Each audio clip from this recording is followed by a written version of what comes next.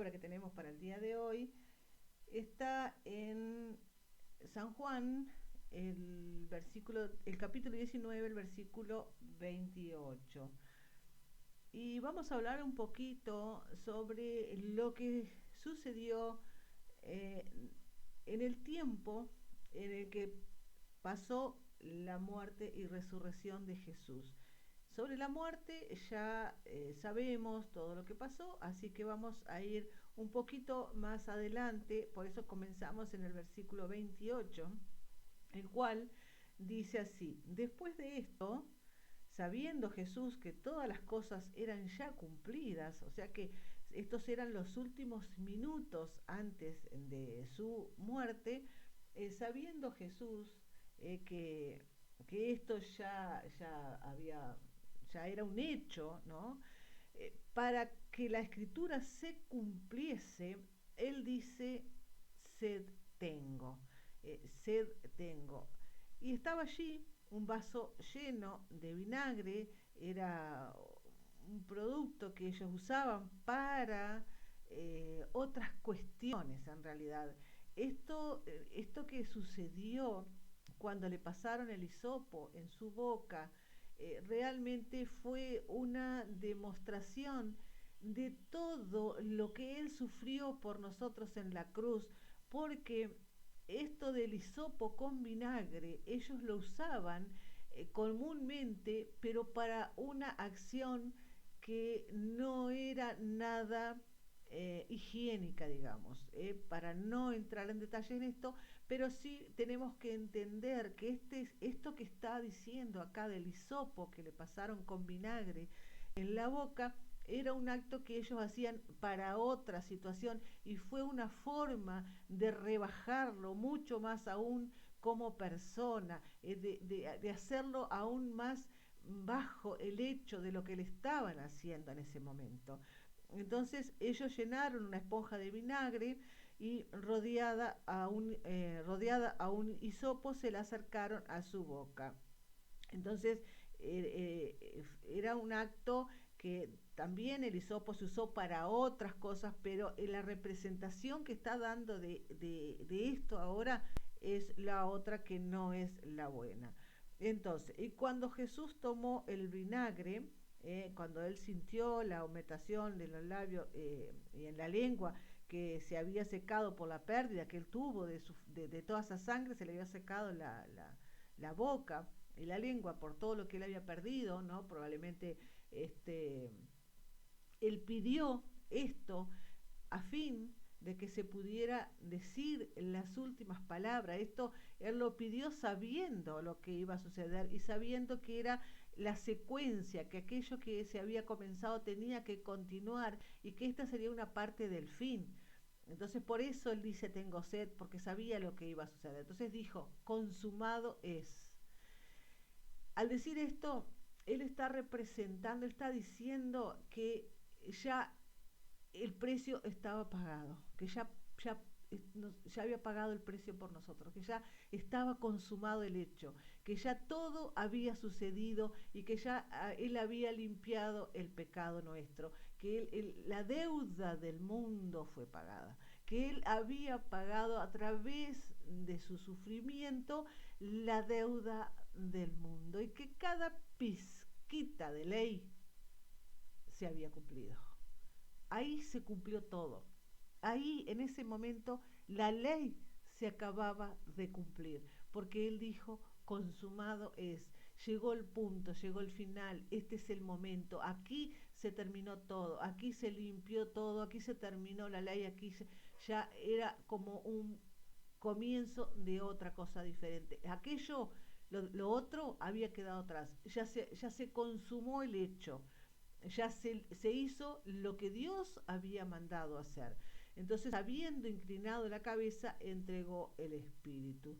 Entonces Jesús no murió por causa de sus heridas, él voluntariamente entregó su vida, eh, eh, él dio su vida para la salvación de nuestros pecados. Entonces, los judíos, por cuanto era la víspera de la Pascua, para que los cuerpos no quedasen en la cruz en el sábado, pues era el gran día del sábado. O sea, no, a ver, porque a veces las personas se preguntan cómo es que si murió el viernes resucitó el domingo, pero en realidad él no murió el viernes. Entonces, porque ellos le llamaban el sábado a una festividad que tenían, vamos a explicarlo para que sea más fácil de entender, era una festividad a la cual ellos les llamaban sábado.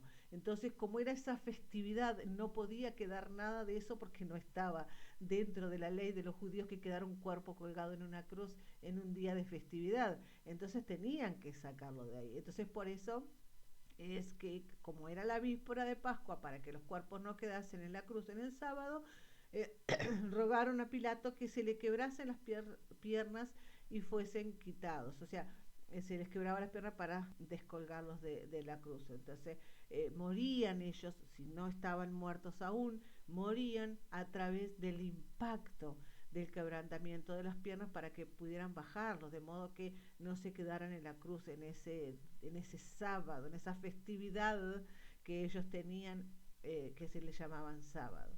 Y vinieron los soldados y quebraron las piernas al primero y asimismo al otro que había sido crucificado. Se refieren a los dos que estaban, uno a la derecha y el otro a la izquierda de Jesús.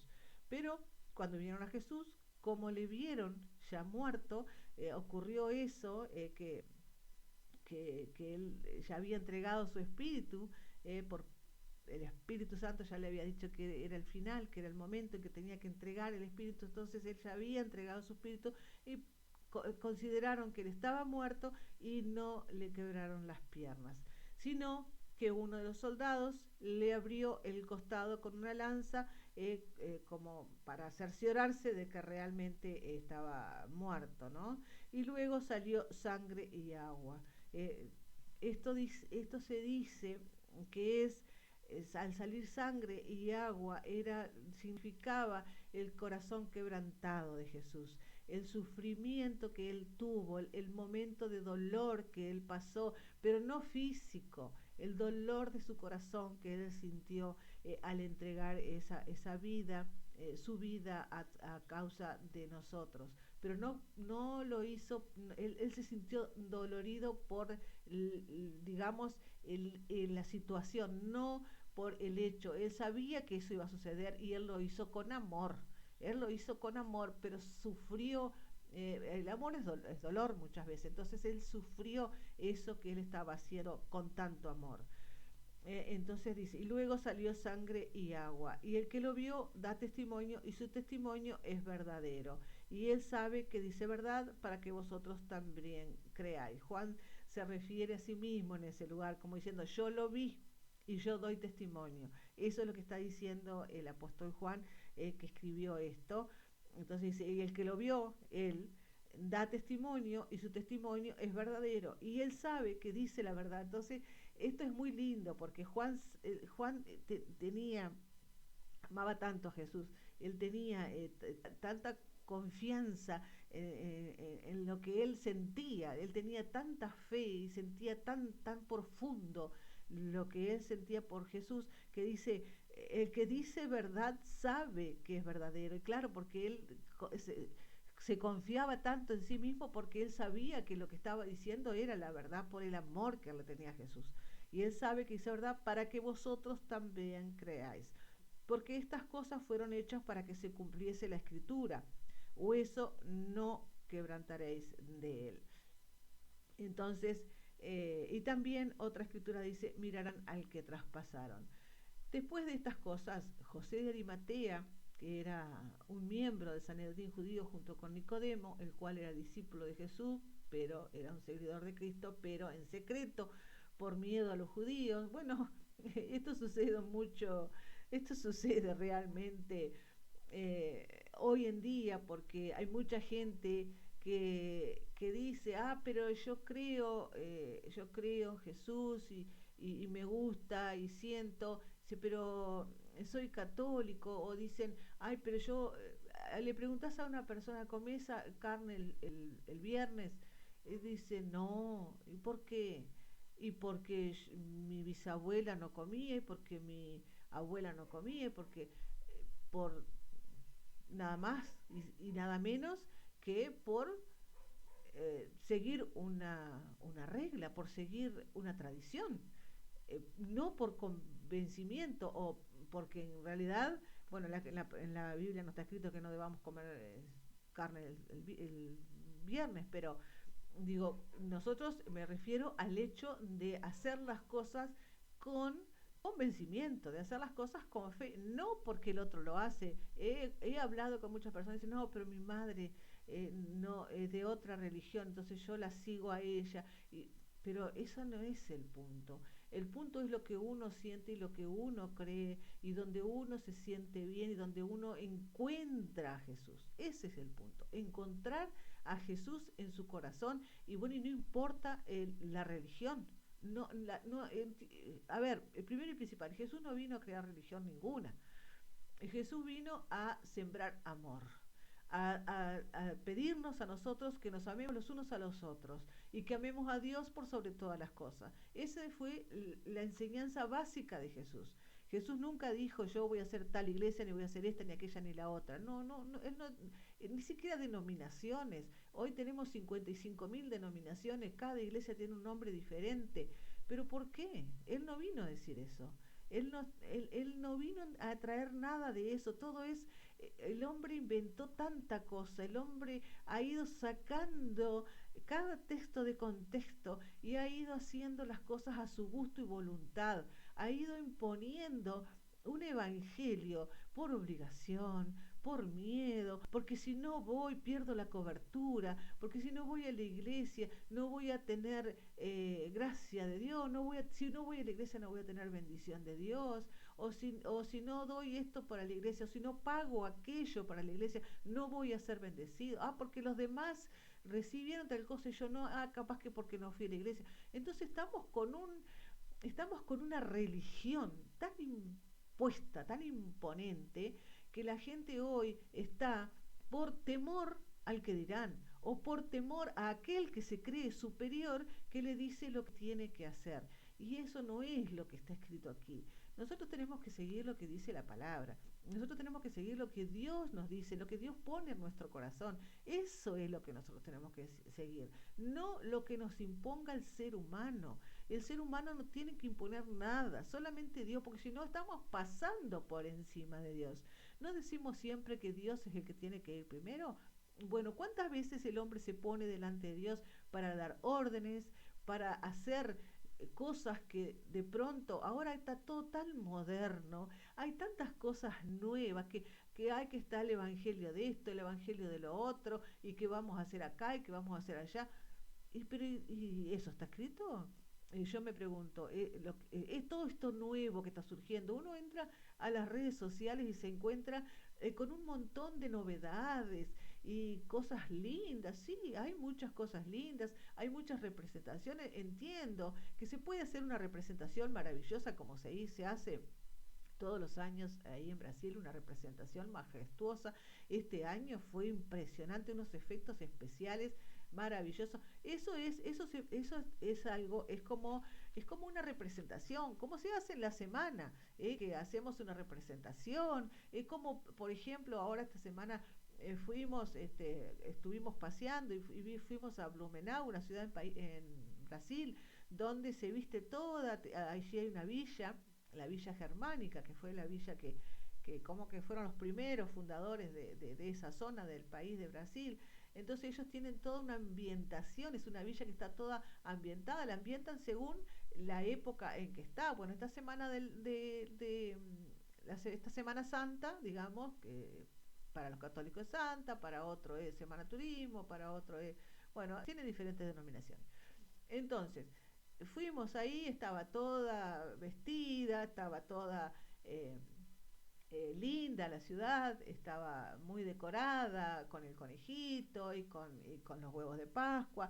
Bueno, sabemos que eso no es en realidad, no hubo ningún conejo, no hubo, es simplemente una representación, es algo que se muestra como para que nosotros podamos de pronto a través de lo que vemos poder entender un poquito más las cosas, poder razonar. Si bien es cierto, yo hace unos años atrás fui también a una ciudad ahí en Brasil, donde hacen el Via Crucis. Bueno, eso fue una cosa que me chocó muchísimo, porque hicieron toda la representación, hicieron como, bueno, el Via Crucis, como dicen ellos, un desfile por la calle, donde era tan, bueno, los brasileños cuando hacen las cosas las hacen muy bien hechas. Hicieron la representación de Jesús con la cruz y que iban los romanos atrás pegándoles con esos látigos espantosos. Bueno, eso no me gustó porque fue muy cruel, fue como ver aquello tan doloroso. Eso no me cayó muy bien. Pero ellos hacen esas representaciones y bueno, lo hacen en forma de que nosotros podamos concientizarnos de lo que realmente sufrió, porque tal vez leyéndolo no sentamos la magnitud de lo que sucedió, de lo que realmente fue. Entonces lo ponen visualmente para que nosotros podamos captar exactamente lo que sucedió en ese momento. Entonces ahora fuimos ahí a Blumenau y vimos la representación que ellos hacen de lo que es el conejo de Pascua y el huevo de Pascua. Entonces ahora les voy a leer acá lo que ellos interpretan sobre lo que significa para ellos el árbol, el conejo y todas esas cosas. Entonces dice que el árbol de Pascua es montada con un gajo seco que simboliza la frialdad de la del sepulcro. Representa, claro, el árbol está seco, entonces representa la frialdad de la muerte del sepulcro de Jesús. En el gajo son colocadas cáscaras de huevos de gallinas coloridos y el huevo, está en portugués, el huevo simboliza la vida. El huevo representa la resurrección de Jesús y dentro del huevo está la vida nueva que surge para la luz del sol. Claro, el huevo es vida, ¿verdad? Porque dentro del huevo todo surge a través del huevo, ¿verdad? Que siempre tenemos esa pregunta, la respuesta está en Génesis, ¿verdad? ¿Cuál fue el primero, si el huevo o la gallina? Entonces, eh, entonces a veces ellos hacen un poquito como tipo una leyenda, pero siempre con el significado dentro de lo que es la resurrección de nuestro Señor Jesucristo. Entonces, esto que nosotros tenemos hoy como la semana y la Semana Santa, o como quieran llamarle, está siendo como un tiempo de recapacitación, un tiempo de introspección, pero un tiempo para que nosotros podamos comprender lo que Cristo hizo por nosotros en la cruz. Entonces, a veces nos cuesta a nosotros, por ejemplo, dar un perdón, pedir un perdón o otorgar un perdón a otra persona, porque tal vez pedir un perdón no sea tan difícil como otorgar el perdón, pero no es que nosotros vayamos a otorgar el perdón porque eso Dios lo hace. Nosotros simplemente tenemos que dejar de sentir aquello mal que nos hicieron para dar bendición. Ese es el significado de este tiempo, que nosotros podamos perdonar a los demás, que podamos perdonarnos a nosotros mismos muchas veces por situaciones en las cuales nosotros nos hemos castigado, porque sucede muchísimo eso. Hoy hay muchas enfermedades a causa de eso, de la falta de perdón. Entonces esas son las cosas que nosotros tenemos que lograr entender en este tiempo en que está todas esas representaciones, en las cuales está toda esa cosa a flor de piel del sacrificio que Jesús hizo por nosotros. Entonces, la palabra dice, después de estas cosas, José de Arimatea, que era un miembro del Sanedrín, el cual era discípulo de Jesús, un seguidor de Cristo, pero en secreto. Entonces, a eso era que yo iba. A veces nosotros tenemos miedo de representar aquello que nosotros somos o aquello que nosotros sentimos, porque tenemos temor del qué dirán. Y cuando nosotros tenemos la fe en Cristo, cuando nosotros tenemos el amor en Cristo, no tenemos que tener miedo del que dirán, no tenemos que tener vergüenza, no tenemos que tener nada. Nosotros simplemente tenemos que demostrar aquello que nosotros tenemos en nuestro Señor, que es el amor y la fe. Entonces dice, pero en secreto, por miedo a los judíos, rogó a Pilato que pudiera quitar el cuerpo de Jesús. Entonces quería eh, sacar a Jesús de allí. Entonces, y lo permitió Pilato. Entonces vino y quitó el cuerpo de Jesús. Y vino también Nicodemo, el que antes había venido a Jesús de noche, trayendo un compuesto de mirra y de aloes como 100 libras. Tomaron pues el cuerpo de Jesús y lo envolvieron en telas de lino con especias, como es costumbre de los judíos sepultar. Eh, entonces, ellos de esta forma, como que José de Arimatea y Nicodemo, que ellos eran miembros del Sanedrín, o sea que ellos como que me supongo yo que habrán tenido como una dicotomía, ¿no?, entre ellos, en sus corazones, porque ellos entendían la ley, ellos seguían la ley, ellos habían aprendido lo que era la ley, y sin embargo Jesús vino y les cambió un poco el concepto de lo que ellos sentían y pensaban. Y asimismo ellos, dentro de todo, aunque tenían miedo de que supieran, porque en aquella época eran muy crueles, ¿no?, si sabían, no la iban a pasar bien, entonces ellos tenían miedo y se ocultaban, pero de esta forma, ellos sacando a Jesús y ayudándolo, ellos demostraron esa amistad que sentían por Jesús o que tenían con él, o esa forma de expresión de cariño hacia él. Y en aquel lugar donde había sido crucificado había un jardín, eh, y en el jardín un sepulcro nuevo en el cual no había sido puesto ninguno. Eh, entonces allí, pues por causa de la víspera de la Pascua de los judíos, porque aquel sepulcro estaba cerca, pusieron a Jesús. Lo pusieron allí porque era el lugar más cercano que podían ir y depositarlo allí. Pero bueno, ustedes vieron que era un lugar donde nadie había estado todavía.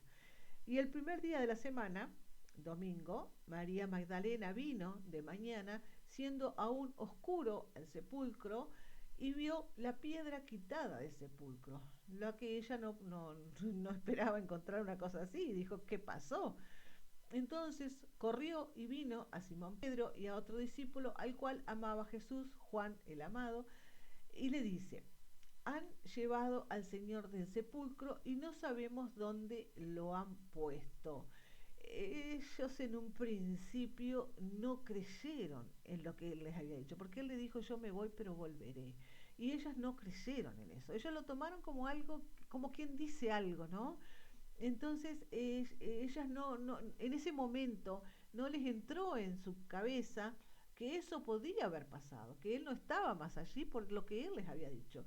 Y salió Pedro y el otro discípulo, Juan, y vinieron al sepulcro. Y corrían los dos juntos, pero el otro discípulo corrió más a prisa que Pedro y llegó primero al sepulcro. Juan fue el que llegó primero. Y él, Juan, bajándose a mirar, vio las telas de lino echada.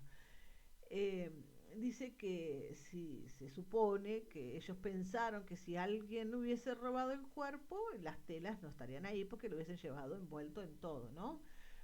Y después un día vamos a hablar sobre esto de las telas, cómo quedaron las telas y todo eso, el significado que tiene eso. Sin embargo, no entró. Llegó luego Simón Pedro siguiéndole, entró en el sepulcro y vio las telas de lino puesto, y el sudario que había estado allí sobre su cabeza no puesto con los lienzos. Bueno, ya que estamos, lo seguimos. Esto muestra eh, lo que ellos tenían una, como una costumbre, ¿no? Cuando se sentaba el amo a cenar o lo que sea, el, el, el mayordomo le dejaba, no era el mayordomo en realidad, pero vamos a usar esa palabra, le dejaba, digamos, la servilleta dobladita, ¿no? Dobladita, bien dobladita. Entonces, si el amo estaba comiendo, él usaba la servilleta y la dejaba así nomás. Pero cuando el amo usaba la servilleta y luego la dejaba dobladita, significaba que él se iba a levantar, pero que iba a volver, que no había terminado todavía, que él volvería. Entonces Jesús, cuando sale del sepulcro, deja el sudario dobladito, que es lo que ellos encuentran acá. Y el sudario que había estado sobre su cabeza no estaba puesto con los lienzos, lo que él tenía en el cuerpo estaba separado, dice, sino envuelto en un lugar aparte.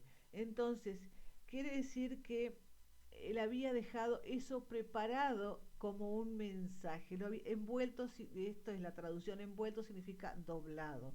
Y entonces entró también el otro discípulo que había venido primero al sepulcro. Se refiere de nuevo a Juan y vio y creyó. Que entró a ver, ¿no?, la tumba. Porque aún no sabían la escritura que era necesario que él resucitase de los muertos, y volvieron los discípulos a los suyos. A ellos estaban en un lugar todos juntos, porque se habían reunido todos, porque estaban ahí como en ese tiempo de sufrimiento, de dolor por lo que le habían hecho. Entonces estaban todos juntos ahí y ellos fueron a decirlo. Pero María estaba afuera llorando junto al sepulcro. Y estando llorando, se bajó a mirar el sepulcro y vio dos ángeles en ropas blancas que estaban sentados, y uno a la cabecera y el otro a los pies donde el cuerpo de Jesús había sido puesto. Y le dijeron: mujer, ¿por qué lloras? Les dice: porque se han llevado a mi Señor y no sé dónde le han puesto. Entonces, y cuando hubo dicho esto, se volvió atrás, algo hizo que ella se diera vuelta, quizás notó que le parecía que los ángeles miraban a otra persona que estaba atrás de ella o algo así, y vio a Jesús que estaba allí, pero no sabía que era Jesús. Entonces, no lo reconoció en el momento, no fue reconocible tan fácilmente. Primero, porque no, como les dije antes, no entraba en su cabeza que Jesús pudiera estar vivo. Entonces, les costó reconocerlo por causa de esa incredulidad. Entonces, porque su aspecto también estaba cambiado.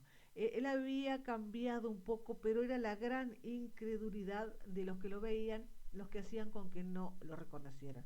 Y le dice Jesús: mujer, ¿por qué lloras? ¿A quién buscas?, le pregunta por segunda vez. Y realmente él le hace esa pregunta, y ella, pensando que era el jardinero, me supongo que pensaba que era la persona que cuidaba allí, le dice: Señor, si tú lo has llevado, dime dónde lo has puesto. En su mente, ella tenía que ver que él estaba allí adentro, dice, y yo lo llevaré.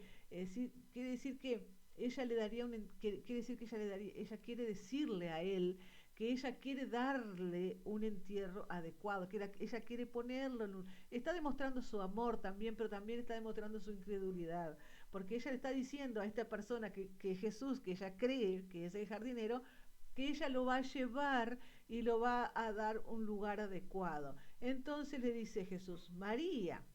Le dice María, volviéndose a ella, le dice: Raboni, que quiere decir maestro. Ella le responde, ¿no? Ella le responde: maestro. Le dice Jesús: no me toques.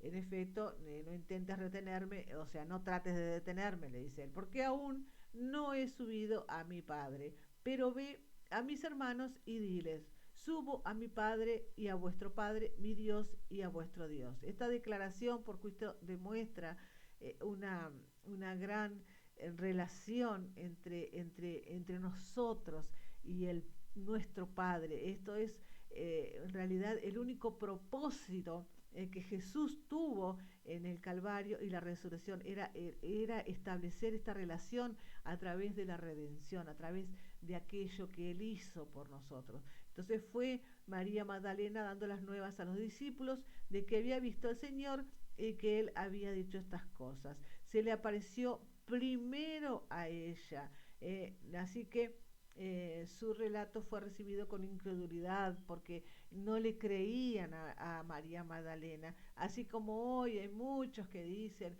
bueno, que las mujeres no pueden ser pastoras, o que las mujeres no está escrito en ningún lado. Y bueno, María Magdalena fue la primera que llevó la palabra de nuestro Señor. María Magdalena fue la que dio la buena nueva de la resurrección. Entonces díganme si ella no fue también aquella mujer indicada para hacerlo, porque él eligió una mujer para que llevara la buena nueva.